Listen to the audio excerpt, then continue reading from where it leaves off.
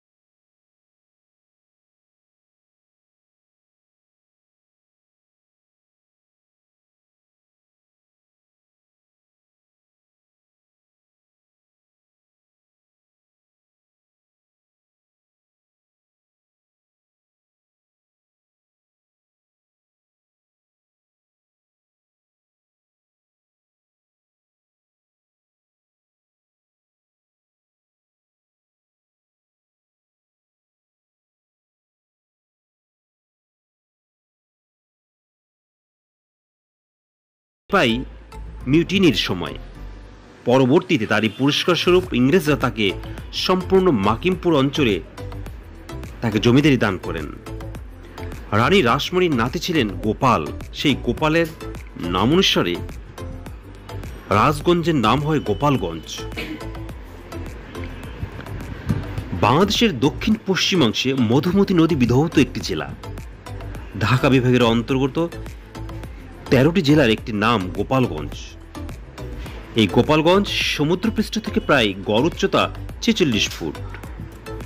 এই জেলার পূর্বে মাদারীপুর জেলা ও বরিশাল জেলা, দক্ষিণে পিরোজপুর জেলা, বাগেরহাট জেলা ও খুলনা জেলা, পশ্চিমে নড়াইল জেলা ও মাগুরা জেলা এবং উত্তরে ফরিদপুর জেলা অবস্থিত। এ জেলার পূর্ব সীমানার খাটরা গ্রামের অধিবাসী হিন্দু ধর্মাবলম্বীরাই এই অঞ্চলে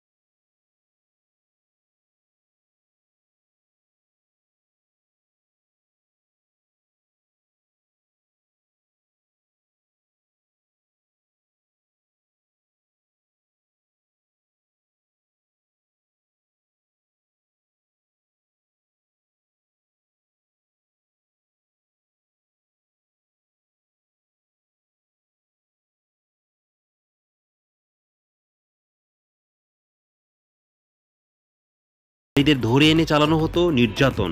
কত শত নারীর সম্ভ্রম যে এই ক্যান্টনমেন্টের অন্ধকার ঘোরে নষ্ট করা হয়েছে তার হিসাব নেই। শুধু তাই নয়, নারীদের সম্ভ্রম হানি করে তাদের হত্যা করে ক্যান্টনমেন্টের পাশেরই পদ্মপুকুর পাড়ে, বর্তমানে জয় বাংলা পুকুর, সামনে দিয়ে প্রবাহিত মধুমতি নদী ও কাছে একটি ইটভেড়ার ক্রিমে মাটি চাপা দিয়ে রাখা হতো।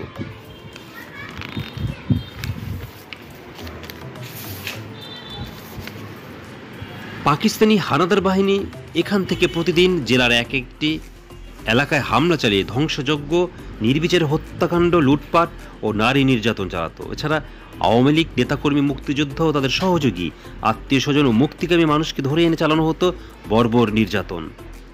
তাদেরকে নির্বিচারে হত্যা করে লাশ পুঁতে রাখা হতো বর্তমান উপজেলা পরিষদ সংলগ্ন এলাকা ও পুকুর পাড়ে। ফলে এটি গোপালগঞ্জের অন্যতম বধ্যভূমিতে পরিণত হয়।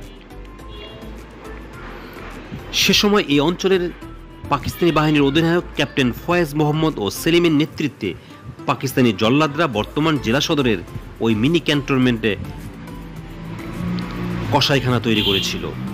পাকিস্তানি বাহিনী এখানে অসংখ্য মানুষকে ধরে এনে অমানবিক নির্যাতন চালিয়ে হত্যা করে। এ টর্চার সেলে নির্যাতনে শহীদ হওয়া ৪৫ জনের নাম জানা গেলেও শহীদদের সঠিক সংখ্যা এখনো নিরূপণ করা সম্ভব হয়নি। দেখছেন শহীদদের নাম ফলক। এটি গোপালগঞ্জের বধ্যভূমি নামে পরিচিত উপজেলা কমপ্লেক্স সংলগ্ন। গোপালগঞ্জের জেলা প্রশাসন ১৯৯৫ সালে বধ্যভূমিটি সংরক্ষণের উদ্যোগ নেওয়া হয়। সেখানে স্মৃতিফলক নির্মাণ করা হয়, স্থাপন করা হয় শহীদদের নামের আলাদা আলাদা ফলক।